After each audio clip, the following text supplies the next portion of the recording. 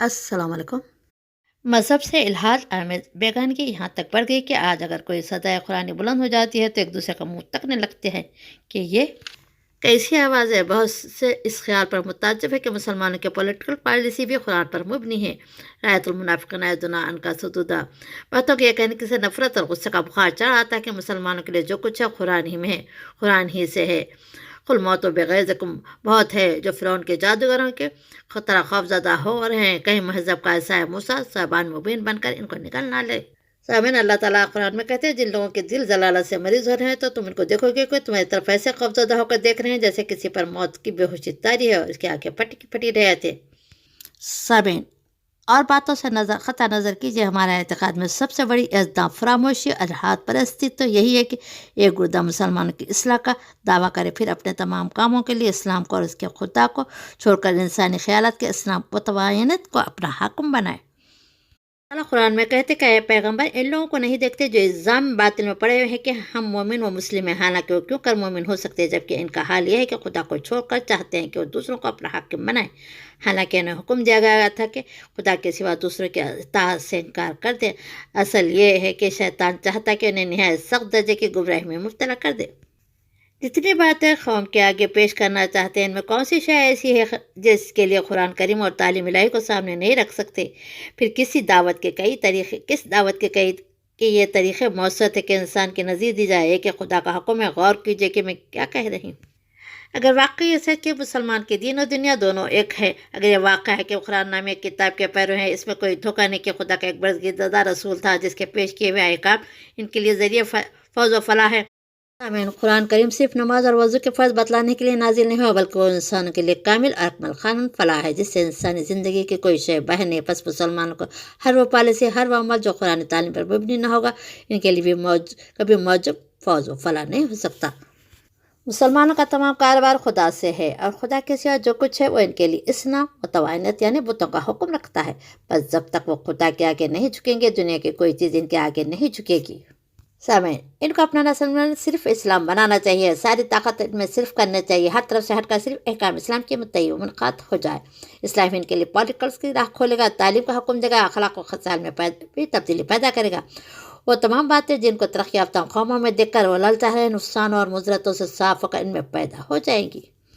اللہ تعالیٰ قرآن میں کہتے ہیں کہ مسلمانوں اگر اللہ کی نصرت تمہارے ساتھ ہے تو پھر تم پر کوئی شے غالب نہیں آ سکتی، لیکن اگر اللہ ہی تم کو شکست دینا چاہے تو بتلاؤ کہ اس کے بعد پھر کون ہے جو تمہاری مدد کر سکتا ہے۔ حقیقت یہ ہے کہ صاحبان ایمان تو صرف اللہ ہی سے اپنے کاروبار رکھتے ہیں اور اسی پر اعتماد کرتے ہیں۔ سامعین، میں توانائی کے بارے میں قرآن کے ذریعے سے کچھ باتیں آپ لوگ کے گوش گزار کروں گی۔ ہمیں سفر کے لیے توانائی درکار ہوتی ہے۔ ابتدا میں انسان کے پاس سفر کے لیے اپنے ٹانگوں کی توانائی ہی ہوا کرتی تھی، پھر مختلف جانوروں کی توانائی سفر کے لیے استعمال ہونے کی، راس ان کے پیٹوں پر یا بیل گاڑیوں اور ٹانگوں بکیوں کے ذریعے، پھر سائیکل اور سائیکل رکشا وجود میں آئے تو رفتار بڑھی، لیکن توانائی انسان کے لیے استعمال ہوتی رہی، یہاں تک کہ ہوائی جہاز پیٹرولیم کی توانائی سے اڑنے لگے۔ اس موقع پر دو باتیں توجہ طلب ہے، ایک ذریعہ سفر کے لحاظ سے توانائی کی نوعیت اور دوسرے سفر کے طوالت کے اعتبار سے توانائی کی مقدار۔ پیٹرول کار میں پیٹرول ہی استعمال ہوگا، ڈیزل استعمال نہیں ہو سکا۔ فاصلے کے اعتبار سے پیٹرول کی مناسب مقدار کا ذخیرہ بھی ضروری ہوگا۔ اسی طرح ڈیزل سے چلنے والی گاڑیاں، لاریوں اور بسوں میں ڈیزل کا استعمال لازمی ہوگا، فاصلے کی مناسبت سے ڈیزل کا ذخیرہ بھی لازمی ہوگا۔ اس طرح کوئلے اور پانی سے چلنے والی ٹرین کے لیے کوئلے اور پانی کی ضرورت ہوگی۔ ڈیزل پیٹرول یا برقی سے چل نہیں پائے گی، اسی لحاظ سے ڈیزل یا برقی سے چلنے والی ٹرینوں کے لیے ڈیزل اور برقی درکار ہوگی، وہ کسی قسم کی دوسری توانائی سے نہیں چل پائیں گی۔ سفر کے طول کی مناسبت سے کوئلہ یا پانی ڈیزل کا ذخیرہ ضرور ہوگا، لیکن برقی توانائی کی ہمہ وقت ضرورت ہوگی، ورنہ سفر کے منقطع ہو جانے اور ادھورا رہ جانے کا خدشہ لاحق ہو جائے گا۔ انسان اپنی زندگی کا سفر بھی توانائی کے بغیر طے نہیں کر سکتا۔ دینی زندگی کا سفر بھی، آخرت کی زندگی کا سفر بھی، انسان کی دینی سفر میں بھی کئی قسم کے توانائی شامل ہیں جن کا حصول انسان کی اپنی مرضی، کوشش اور جدوجہد پر منحصر ہے۔ ان میں جسمانی توانائی کو بنیادی حیثیت حاصل ہے جو کہ غذا سے حاصل ہوتی ہے، اس توانائی کے بغیر دنیا میں کچھ بھی نہیں کیا جا سکتا۔ دوسری توانائی مال و دولت کے توانائی ہے۔ پہلی اور دوسری توانائی ایک دوسرے پر منحصر ہوتی ہے۔ جسم تندرست اور دماغ صحت مند ہو تو مال و دولت کا حصول بھی ممکن ہے۔ مال و دولت کے ذریعے جسم کی توانائی بھی بحال رکھی جا سکتی ہے، لیکن زندگی میں سب سے زیادہ طاقتور اہم اقتدار کی توانائی ہے۔ اقتدار ایک ایسی توانائی ہے جس کے حصول کے لیے انسان اپنا سارا مال و دولت بھی لوٹانے کے لیے تیار ہو جاتا ہے، اپنی جان کی بازی بھی لگانے کے لیے تیار ہو جاتا ہے کہ حالانکہ دینی اقتدار میں پائیداری نہیں ہوتی، وہ کسی بھی وقت چھینا جا سکتا ہے، پھر بھی ہر دم اقتدار کے حصول کے لیے जद्दोजहद जारी ही रहती है, चूँकि इख्तितार का हसूल हर किसी के बस में नहीं होता। लोग किसी ज़ी इख्तितार हस्ती के साथ अपना ताल्लुक़ इस्तवार करके भी तवानाई हासिल कर लेते हैं।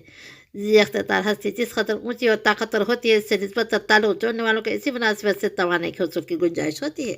सामईन, फ़िरौन अपने दौर का सबसे ज़्यादा बाइख्तिदार शख्स था, बादशाह भी था और अपने आप को खुदा भी कहलवाता था। मूसा ने जब अल्लाह ताला के हुक्म के मुताबिक इसको दावत तौहीद दी तो इसने अल्लाह के पैगम्बर होने का सबूत तलब किया। मूसा ने अपना असा ज़मीन पर डाल दिया जो खौफनाक अंधे में तब्दील हो गया।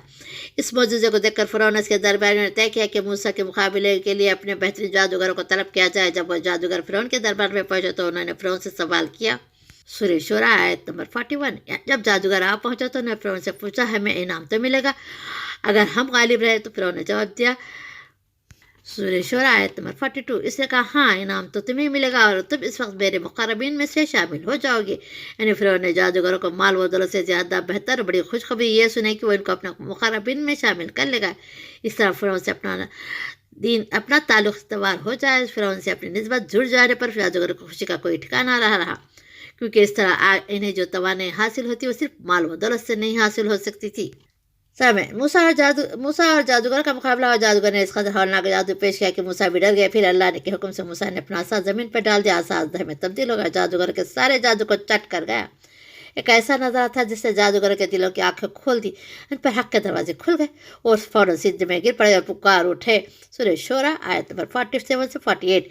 हम तमाम आलिमों के रब पर ईमान लाए, आए मूसा व हारून के रब पर। इस तरह उन्होंने अपनी निस्बत फ़िरौन के बोझे और कमज़ोर इक़्तिदार से तोड़कर मुक़्तदर हक़ीक़ी मुक़्तदर आला रब्बिल आलमीन से जोड़ ली, और इस तरह उन्होंने अपने लिए पायदार और दायमी तवाने का बंदोबस्त कर लिया। मुक़्तदर आला मुक़्तदर हक़ीक़ी की निस्बत ने उन्हें जो तवाने थे कि इसका यही नतीजा था कि जब फ़िरौन ने उन्हें धमकी दी। सूरह शूरा आयत नंबर 49 में, तुम्हारे हाथ पाँव मुखालिफ सबसे कटवाऊंगा, तुम सबको सूली पर चढ़ा दूंगा। तो जादूगर ने जो मोमिन हो चुके थे बिला तरद्दुद बगैर किसी खौफ के फ़िरौन को जवाब दिया। सूरह शूरा आयत नंबर 50। कोई परवाह की बात नहीं, हम अपने रब की तरफ लौटाए जाएंगे, क्योंकि इनके सूली पर चढ़ जाने से इनके मुक़्तदर हक़ीक़ी रब्बुल आलमीन ताल्लुक़ और निस्बत में कोई कमी नहीं हुई थी, बल्कि इससे भी और इजाफा ही होना था। इस निस्बत के बनाने में इतनी ज़्यादा तवानाई हासिल होने की उस तवानाई से इनकी जन्नत के लिए उड़ान मुमकिन ही नहीं, बेहद आसान हो जाती। यानी इनका आखिरत का सफ़र आसान हो जाता। और दूसरी जानिब इनका जवाब फ़िरौन और इसके साथी के ऊपर तमाचा था, जिसने इनकी दौलत और इक़्तिदार को चैलेंज किया था। फ़िरौन और इसके ज़ेर इक़्तिदार लोग को हैरत का झटका लगा। आखिर उन्हें कौन सी दौलत मिल गई, इन्हें वो कौन सा सहारा मिल गया? उन्होंने इनकी दौलत इक़्तिदार को यूँ ठोकर मार दी। सफ़र आखिरत का खलाई जहाज़ अपने बंदों पर बेहद मेहरबान अल्लाह ताला ने अपने हर बंदे को फराहम किया हुआ है। लेकिन जिस तरह किसी को कोई शानदार कार गिफ्ट की जाए तो उस कार को चलाने के लिए पेट्रोल की फराहमी गिफ्ट करने वाले की जिम्मेदारी नहीं होती, बल्कि कार चलाने वाले की जिम्मेदारी होती है। बिल्कुल इसी तरह के इस खलाई जहाज़ की उड़ान के लिए दरकार तवाने की फराहमी हर इंसान की अपनी जिम्मेदारी होती है। हाँ, तवाने के हुसूल और ज़ख़ीरा अंदोज़ी के सारे तरीक़े अल्लाह ताला ने खोल खोल कर बता दिया है अपनी किताबों के ज़रिए, अपने रसूलों और नबियों के ज़रिए, अपने बाज़ नेक बंदों के ज़रिए। अब यह हर इंसान पर मुनहसर कि अपनी तवज्जो, मेहनत और लगन से कितनी तवानाई हासिल करता है।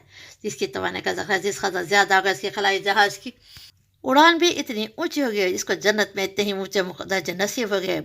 जन्नत में सबसे ऊंचा और आला मुकाम हमारे आक़ा मोहम्मद सल्लल्लाहु अलैहि वसल्लम का होगा। तवाने के ज़ख़ीरे अंदोज़ी में जो तीन लापरवाही बरतेगा, इसकी खलाई जहाज़ की उड़ान भी इतने नीचे दर्जों तक होगी। और किसी ने इस खलाई जहाज़ को सिरे से कबूल ही नहीं किया तो इसके लिए जहन्नम के गड्ढे में गिर पड़ने के सिवा कोई चारा नहीं होगा।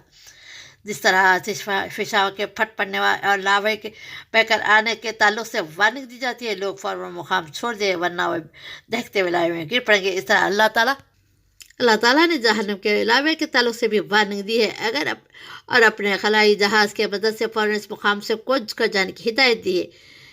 सूरह मुद्दसिर आयत नंबर 35 तक 37। ये जहन्नम बड़ी चीज़ है, चीज़ों में से एक इंसान के लिए डराओ, तुम में से हर इस शख्स के लिए डराओ जो चाहे तो आगे बढ़ जाए या पीछे रह जाए। दुनिया में तो ऐसी वार्निंग के बाद ऐसे मकाम पर एक भी मुतनफ़िस नहीं पहुँचेगा, बल्कि जबकि उसके पास सवारी का बंदोबस्त हो और किसी ने वार्निंग के बावजूद वो जगह नहीं छोड़ी तो उसको अक्ल से आरी समझा जाएगा, क्योंकि इसका लावे में हलाक हो जाना यकीनी हो जाएगा। इस तरह जिसने खलाई जहाज़ को इससे कबूल ही नहीं किया, उसके लिए खतरे के मुकाम को छोड़ना मुमकिन नहीं रह जाएगा। नतीजतन वो जहन्नम के गड्ढे में गिर कर रह जाएगा। इस तरह वो भी जिसने तवाने की ज़ख़ीरा अंदोज़ी पर बिल्कुल तवज्जो नहीं दी, खतरे के मुकाम को छोड़कर जन्नत की जानिब परवाज़ करने वाले खलाई जहाज़ के लिए तवाने के हुसूल का तरीक़ा कार वैसा ही है जैसे कि दी फेनिक्स के लिए ज़रूरी है। या मैं दी फेनिक्स के भी बारे में खुलासा करते चलो। کہ خلائی ادارہ ناسا کی جانب سے نظام شمسی کے اہم سیارہ مریخ پر زندگی کا پتہ لگانے کے لیے تحقیقاتی خلائی مشین روانہ کی گئی تھی۔ فینکس نامی ایک خلائی جہاز 9 ماہ کی مدت سے مریخ کی سطح پر جا پہنچا۔ نظام شمسی میں سورج سے فاصلے کے اعتبار سے زمین تیسرے نمبر پر ہے اور مریخ چوتھے نمبر پر ہے۔ زمین سے مریخ کا فاصلہ تقریباً 7,83,040 کلومیٹر پر ہے اور یہ فاصلہ 65,000 گھنٹوں میں طے ہونا تھا۔ اس لحاظ سے اس خلائی جہاز کی رفتار 1252 کلومیٹر فی گھنٹے ہونی تھی۔ اس قدر تیز رفتار کے ساتھ سفر کرنے کے لیے اس خلائی جہاز کو شمسی توانائی درکار تھی۔ اس مقصد کے لیے اس کو ہر دم سورج کے متقابل رہنا ضروری تھا، سورج سے ہر حال میں اپنا تعلق برقرار رکھنا بھی۔ کسی بھی وجہ سے اس خلائی جہاز کا سورج سے تعلق منقطع ہو جانا تو اس کو اپنا خلائی سفر جاری رکھنا ناممکن ہو جاتا، کیونکہ اس کو ڈیزائن بھی اس طرح کیا گیا تھا کہ وہ شمسی توانائی سے چلے۔ اگر شمسی توانائی کا حصول روک دیا جاتا تو دوسری توانائی کو استعمال میں لانے کی لاحاصل کوشش کی جاتی تو وہ چلنے کے قابل نہیں رہ جاتا۔ ابھی شمسی توانائی کے ذریعے جیسا دی فینکس جوڑ دیا گیا ہے، اسی طرح جنت کے خلائی جہاز میں توانائی کا ذخیرہ کرنے کے لیے ضروری کہ وہ ہر دم اس توانائی کے منبع یعنی مقتدر اعلیٰ کے رب العالمین کے ساتھ اپنا تعلق جوڑے رکھے۔